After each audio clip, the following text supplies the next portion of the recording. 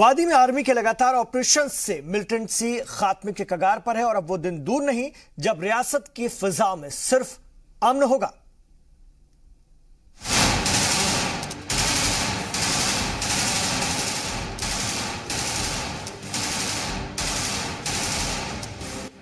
वादी में security forces की मुस्तैदी के सामने मिलिटेंट्स के हौसले पस्त हो गए हैं। लगातार एक्टिव रहने वाले मिलिटेंटों को अब चुन चुन कर मारा जा रहा है। 72 घंटों के अंदर अलग अलग एनकाउंटर्स में 13 मिलिटेंटों को मौत के घाट उतार दिया गया है। इतवार की सुबह सिक्योरिटी फोर्सेस ने पहले कुलगाम और फिर शोपिया जिले में मिलिटेंटों के खिलाफ बड़ा ऑपरेशन चलाया। इस कार्रवाई में 7 मिलिटेंट्स ढेर कर दिए गए।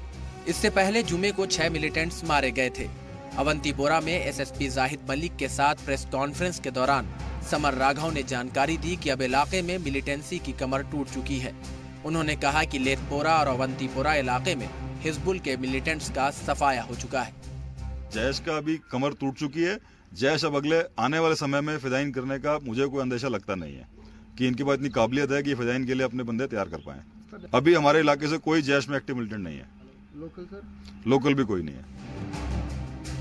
जानकारी के मुताबिक इस साल सिर्फ शोपिया से ही 44 मिलिटेंटों को मार गिराया गया है, जिनमें से 2 पाकिस्तानी और 42 मिलिटेंट मकामी थे। इतनी बड़ी तादाद में मिलिटेंटों के मारे जाने के बाद अब इलाके में अमन की उम्मीद की जा सकती है। ब्यूरो रिपोर्ट, जी सलाम।